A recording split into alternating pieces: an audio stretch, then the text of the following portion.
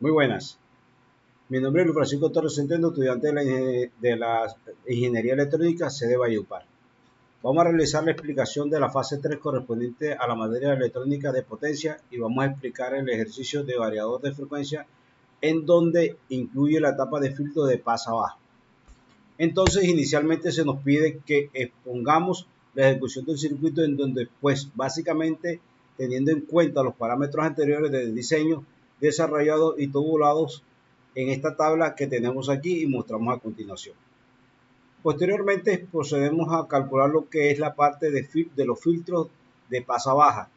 Para ello, pues, utilizamos la fórmula brindada en donde consideramos la mayor frecuencia y la menor frecuencia a ser suprimida por los filtros y logramos obtener la capacidad de la bobina y también las capacidades para el filtro. Y aquí podemos ver las fórmulas usadas y posteriormente tenemos lo que fue el desarrollo totalitario del circuito en donde debido al tamaño de lo que es el diseño del circuito lo iremos mostrando parte por parte. Ahora bien, inicialmente tenemos la etapa de lo que son los generadores de señales y los osciloscopios para el análisis de las señales generadas y producidas a lo largo de cada una de las etapas del circuito. Y también los generadores de las señales como son los sinoidales, las triangulares y las señales DC para analizar los componentes del circuito. Posteriormente tenemos las explicaciones dadas de lo que son cada una de las señales, siendo la señal sinoidal la señal de control para el circuito y la triangular la señal utilizada para la generación de los pulsos tomada como referencia. Ahora, inicialmente tenemos la etapa de lo que son la producción de las señales SPWM y las invertidas de la misma, en donde tenemos amplificadores inversor en donde se produce la señal seno de B.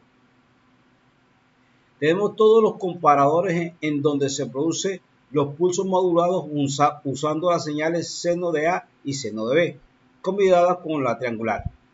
Por último, se entiende la etapa del inversor del SPWM.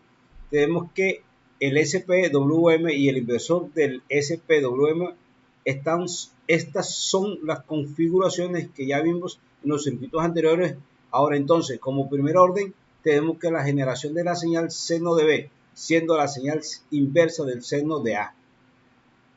Posteriormente, los comparadores para generar los pulsos modulados interactuando con la señal triangular, y después tenemos el amplificador de la diferenciador para obtener el SPWM teniendo en cuenta las señales de los comparadores, y por último tenemos el inversor del SPWM. Ahora bien, la etapa de los drivers que entran a interactuar con la señal SPWM y la señal inversa de estos mismos, en donde mediante estos drivers no van a permitir controlar o generar las señales dadas para el puente H, que nos darán las señales de control para el motor. Los drivers usados en las señales SPWM y SPWM invertida generan los altos y bajos requeridos por el puente H. Como novedad, aquí lo tenemos, es que estos drivers se energizan con los 12 voltios 12 DC. Ahora bien, tenemos también obviamente la descripción de lo que es cada una de estas etapas. Posteriormente ver la etapa donde está la parte de potencia, en donde se genera la rectificación de una señal de fuente alterna para producirla en DC. Esta fue la primera etapa desarrollada a lo largo del curso y se concluyó con la etapa del puente H, en donde interactúan las señales producidas por el driver y se energizan los transistores mediante la señal rectificada producida en DC por el circuito de la fase 1, produciendo así una energía AC, que es la que nos va a energizar el motor más adelante con la señal producida en el puente H. A continuación tenemos la siguiente descripción. Estas señales producidas por el puente H van hacia la etapa de los filtros de pasa baja, en donde aplicaremos lo que fue los cálculos de la bobina obtenidas inicialmente cuando explicamos y aplicamos un capacitor para conectarla la segunda para el motor con la tercera, debido a que es necesario hacerlo de esta forma para que pueda funcionar como un motor de dos líneas. Ya entonces con esta configuración aquí nos permite generar el movimiento.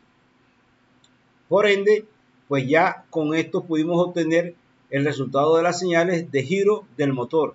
Y aquí vemos en donde pues configuramos en base a los parámetros iniciales obtenidos en las etapas anteriores cada uno de los parámetros dados. En los generadores de señales tenemos la señal de seno A y la señal triangular configurada. Vemos además que está la señal amarilla, que es seno de A, es la de control. La azul, la señal de seno de B, que es la inversa del seno de A. Y la señal triangular para el pulso modular de la señal rosada. Posteriormente, para ello, pues tenemos las señales producidas por los comparadores, que son las señales moduladas en donde ya se empieza a generar los pulsos para el SPWM. Posteriormente a eso llegamos a la etapa del SPWM e inversa, en donde ya se compilan las señales y se produce un SPWM modulado y su inverso para la etapa de control del motor. Esta entra a lo que son las señales de los drivers. Y vemos, una vez entrando a los drivers, tenemos que son los altos y bajos generados por el driver, siendo los altos estos en amarillo y en azul, y los bajos en el rosado y verde, respectivamente. Por pareja en serie, por pareja sería en el amarillo y el rosado, y el azul con el verde, definiéndolo de una forma de, digamos, en pareja.